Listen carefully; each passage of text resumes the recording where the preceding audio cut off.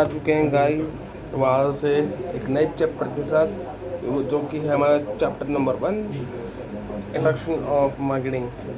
Introduction introduction of marketing. अब पहली बात कि मार्केटिंग होती क्या है।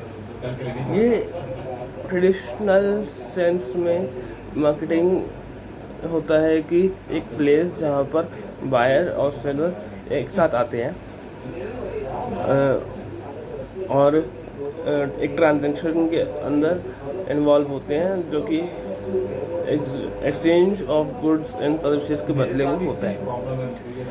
लेकिन इन मॉडर्न टाइम्स, अब के टाइम पे मार्केट होती है वो मानी जाती है कि जो हमारा मतलब लोग आते हैं सामान खरीदने।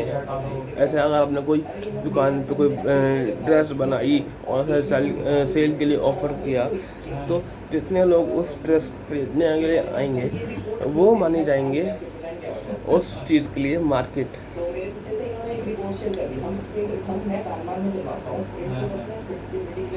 मार्केट एज अ बायर, जैसे कि एक फैशन डिज़ाइनर ने अपनी ड्रेस डिज़ाइन करी नहीं और उसे सेल के लिए ऑफ़र किया, फिर सारे लोग जो कि एक्चुअली उस ड्रेस को बाय कर सकते हैं और लोग जो उस ड्रेस को खरीदना चाहते हैं, वो एक तरह से मार्केट माने जाते हैं ड्रेस के लिए। अब अगला आता है हमारा classification of market. Market classify हम कर सकते हैं बहुत सारे वेज में, जैसे product market, geographic market, customer market and industrial consumer market and industrial market. तो अब प्रोडक्ट मार्केट क्या होती है, जैसे हमारा gold market, share market, cotton market और भी बहुत सारी होती है मार्केट। वैसे ये कही जाती है प्रोडक्ट मार्केट। अब आती है हमारी जोग्राफिक मार्केट, जैसे हमारी नेशनल मार्केट हो गई, इंटरनेशनल मार्केट हो गई, ये होती है हमारी geographic market. Consumer market and industrial market, ये बनाई जाती है जैसे कि हम जैसा कैसा सामान बेच रहे हैं उसकी क्वांटिटी के बेसिस पर क्लासिफाई किया जाता है रिटेल मार्केट और होलसेल मार्केट के नाम से।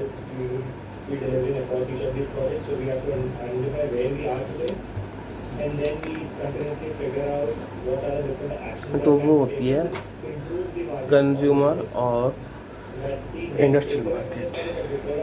इंडस्ट्रियल मार्केट सबको पता है, सारे जो लोडिंग वोडिंग ये काम होते हैं वो सारे इंडस्ट्रियल मार्केट के काम होते हैं, और सारे सामान नॉर्मल सामान क्या होता है वो कंज्यूमर मार्केट के होते हैं। अब आती है बात की मार्केटिंग का मीनिंग होता है। हमारे तरीके से ट्रेडिशनली मार्केटिंग सारे बिजनेसेस को इन्वॉल्व करती है जो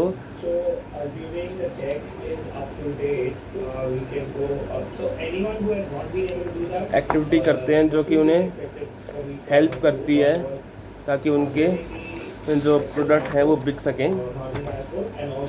जो सर्विसेज भी हैं उनको भी हेल्प करती है ये कस्टमर्स को प्रोवाइड कराने में।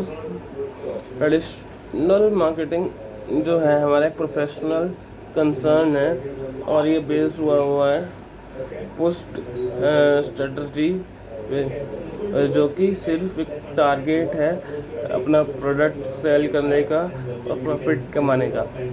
ट्रेडिशनल अप्रोच जो है वो एक तरह से बोली जाती है,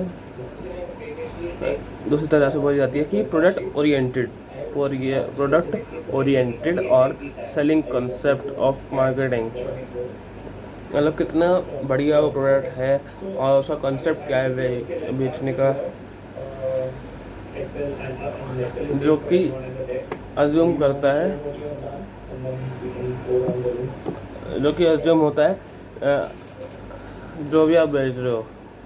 और फिलिप कॉटलर के अकॉर्डिंग मार्केटिंग एक सोशल प्रोसेस है जिसके द्वारा जिस बाय विच हर एक बंदा, मतलब एवरी सिंगल इंडिविजुअल अपनी नीड के अकॉर्डिंग वो अपने सामान को ले सकता है, जो जिसको चाहिए वो ले सकता है,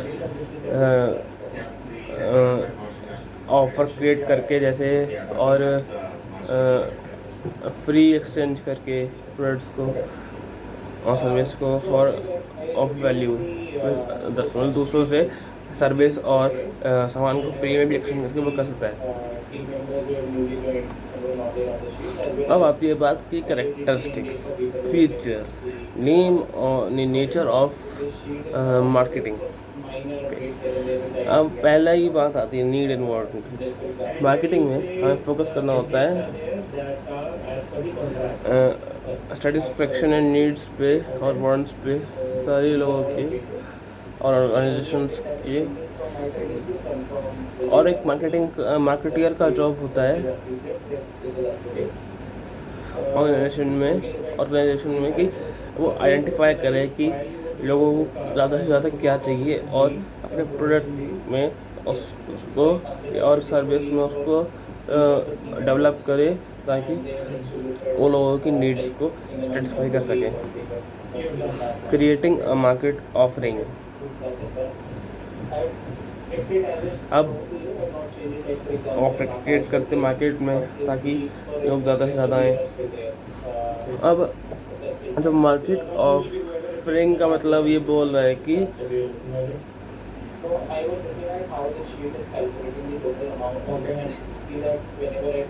एक पूरा ऑफर एक प्रोडक्ट के लिए या फिर सर्विस के लिए बहुत सारे फीचर्स के साथ, जैसे size, quality etcetera at a certain price and location.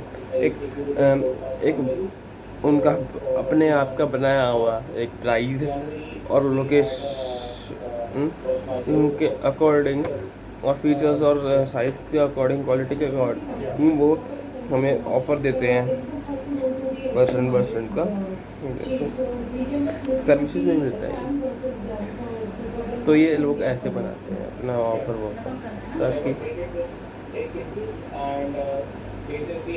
ताकि वो सामान जल्दी बेच सकें।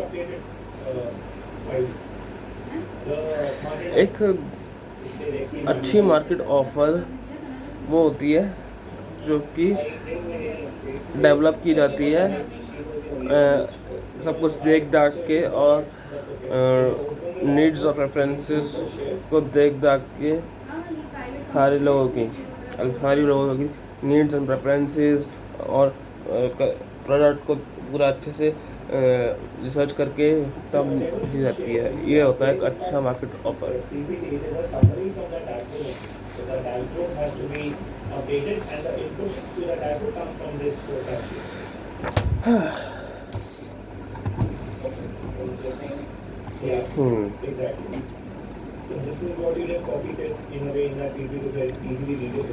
अब आती है बात कस्टमर वैल्यू।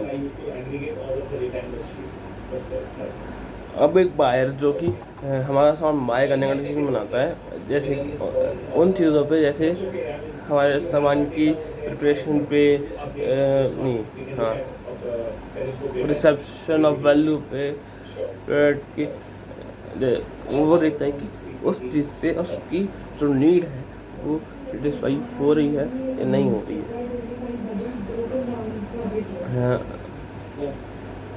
उसके कॉस्ट के अकॉर्डिंग।